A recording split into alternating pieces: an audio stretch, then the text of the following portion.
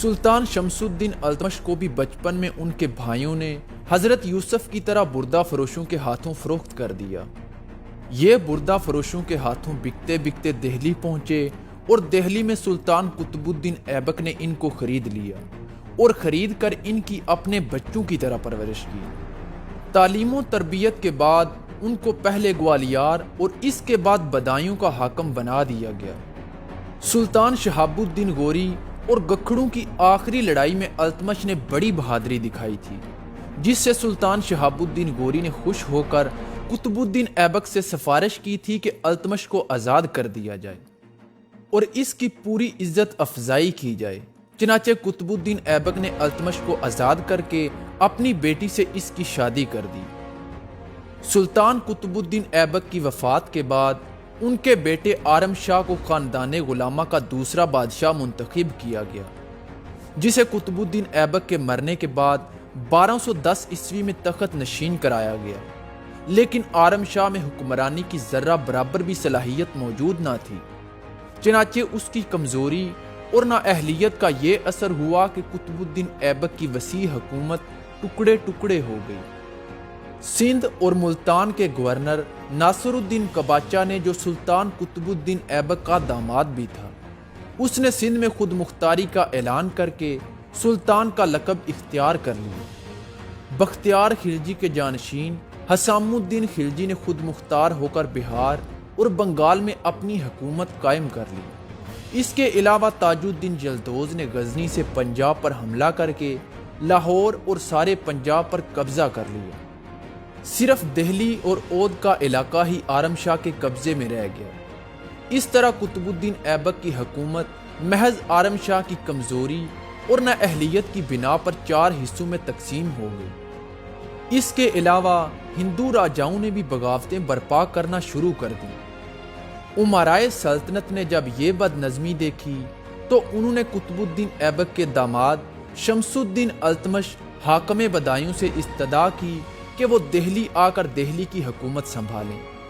سلطان شمس الدین التمش ایک بہت بڑی فوج لے کر دہلی پہنچے اور آرم شاہ نے شہر سے باہر نکل کر التمش کا مقابلہ کیا۔ اس جنگ میں آرم شاہ کو شکست ہوئی اور وہ گرفتار ہو گیا۔ التمش 1211 عیسوی میں سلطان شمس الدین التمش کے لقب سے دہلی کے تخت پر بیٹھے۔ التمش پہلے مسلمان بادشاہ تھے جنہوں نے تخت دہلی کو زینت دی اور دہلی کو اسلامی ہند کا دارالسلطنت قرار دیا۔ دہلی میں التمش کے تخت نشین ہونے کے بعد ان امراء نے جو التمش کی تخت نشینی کے مخالف تھے، اس کی حکومت کے خلاف اندرونی بغاوتیں کھڑی کر دیں، جن کو دبانے میں التمش کے 3 سے 4 سال صرف ہو گئے اور اس مدت میں اسے ان علاقوں کو نکالنے کی فرصت ہی نہ ملی جو قطب الدین ایبک کی حکومت سے علیحدہ ہو کر خود مختار ہو گئے تھے۔ تاج الدین یلدوز، جو پہلے ہی پنجاب پر قبضہ جمائے بیٹھا تھا، اس نے دہلی کی جانب فوج کشی کر دی۔ سلطان شمس الدین التمش نے آگے بڑھ کر یلدوز کو شکست دی اور اس کو گرفتار کر لیا۔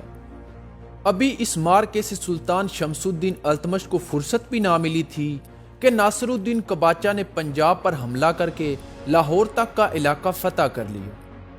سلطان شمس الدین التمش فوراً اس کے مقابلے کے لیے آگے بڑھے اور اس کو شکست دے کر ملتان کی طرف بھاگنے پر مجبور کر دیا۔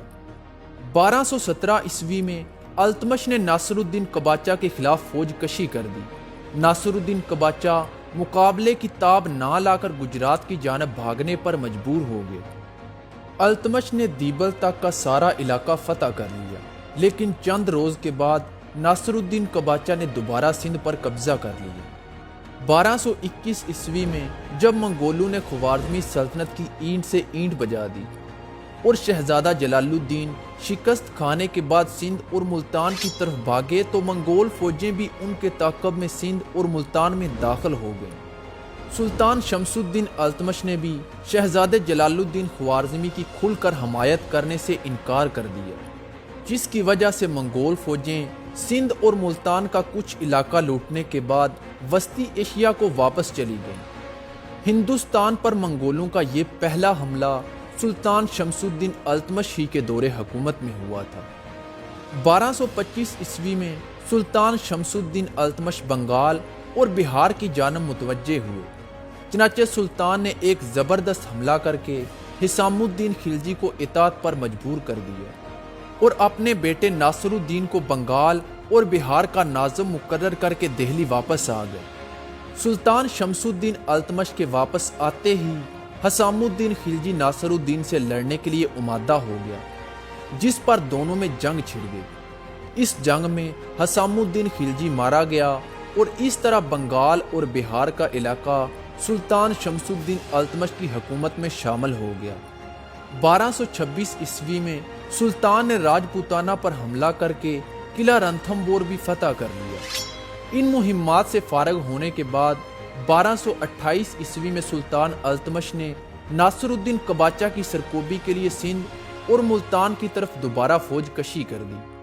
اوچ کے قلعے پر جہاں قباچہ کا وزیر بما اپنی فوج کے موجود تھا، حملہ کر کے اسے بھی فتح کر لیا۔ اس فتح کا حال سن کر ناصر الدین قباچہ نے دریائے سندھ میں ڈوب کر خودکشی کر لی۔ التمش نے دیبل تک کا سارا علاقہ فتح کر کے جا بجا اپنے عمل مقرر کر دیے۔